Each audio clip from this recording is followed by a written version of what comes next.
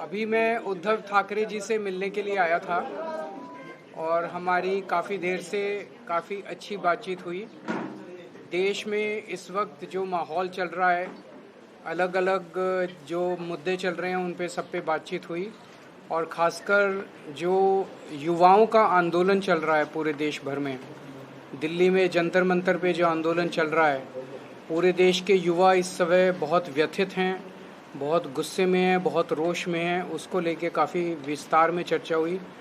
कल दिन में जंतर मंतर मैं गया था, रात को उद्धव ठाकरे जी गए थे और वहाँ पे लोगों से मिल के आए, उनके नेतृत्व से मिल के आए। हमारी सरकार से हम सब लोगों की यही मांग है कि ये हमारे देश के बच्चे हैं, हमारे देश का भविष्य हैं। ये सब लोग 18 से 25-30 साल की उम्र के बच्चे हैं जो अपना अपना घर छोड़ के और यहाँ पे आंदोलन करने के लिए आए हुए हैं। मैंने कल सोशल मीडिया पे देखा, मध्य प्रदेश का एक बच्चा आया हुआ था, उसने अपने बैग से एक टिफ़िन निकाला और उस टिफ़िन में कुछ मूंगफली के दाने थे, एक प्याज का टुकड़ा था और एक अचार था। उसको लेके वो मध्य प्रदेश से यहाँ पे पहुँचा हुआ है। एमएससी का छात्र था। किस जज्बे के साथ लोग पूरे देश भर से दिल्ली पहुंच रहे हैं। रात रात भर वो कल पूरा कनॉट प्लेस रात में भरा हुआ था, पूरा जनपथ भरा हुआ था, जंतर मंतर भरा हुआ था। लोग खूब वहाँ पे अलग अलग राज्यों से पहुंच रहे थे। तो हमारा सरकार से ये कहना है कि पेपर लीक हो रहे हैं, इवैल्यूएशन सिस्टम्स गड़बड़ा रहे हैं, बहुत बड़े रैकेट चल रहे हैं शिक्षा व्यवस्था के अंदर और एग्जामिनेशन सिस्टम में। इसको ठीक करने की जिम्मेदारी सरकार की थी। सरकार अपना काम नहीं कर पाई, सरकार फेल हो गई।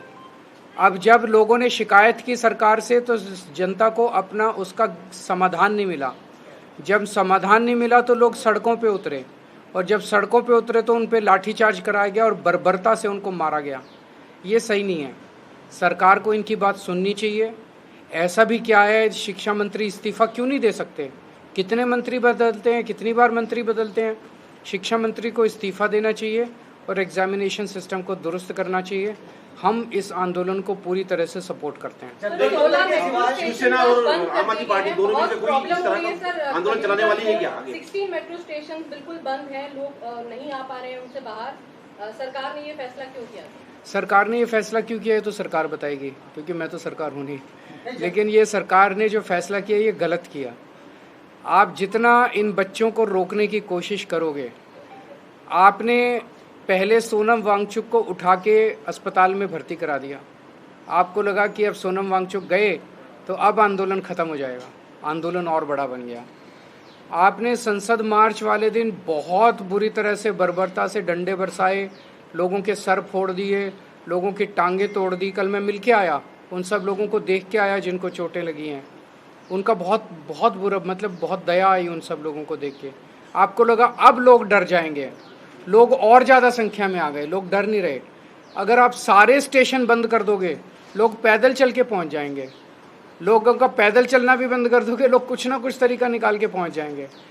ये युवा हैं, ये 18 से 30 साल की उम्र के बच्चे हैं। इनको रोकने की कोशिश मत करो, इनकी बात मान लो, ये सरकार के अपने फायदे में रहेगा। सर, जंतर मंतर के सिवाय कांग्रेस का जो प्रोटेस्ट हुआ उस पर कुछ चर्चा हुई क्या? इंडिया अलायंस है आपका? देखिए, सबको करना चाहिए, सारे करें, जितने भी देश में लोग हैं सब लोग सड़क पे आंदोलन करें, इसमें कोई हर्ज नहीं है।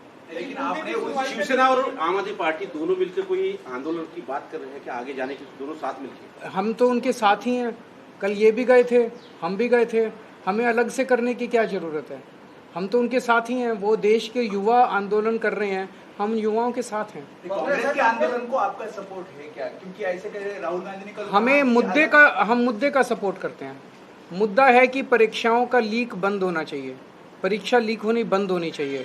अब सब लोग समर्थन करें, जो जंतर मंतर को समर्थन कर रहे हैं वो जंतर मंतर को करें, जो नहीं कर रहे हैं अपना कर रहे हैं अपना करें, सब लोग करें। सर, बीजेपी की तरफ से एक बयान सामने आया है, वो ये कह रहे हैं कि सरकार को जो काम करना था वो किया है, नीट पर हम लोग गिरफ्तार कर रहे हैं, विपक्ष जो है वो भ्रम फैला रहा है। 2024 में नीट की परीक्षा लीक हुई, उसका जो मास्टरमाइंड था उसकी मोदी सरकार ने समय पे चार्जशीट फाइल नहीं की।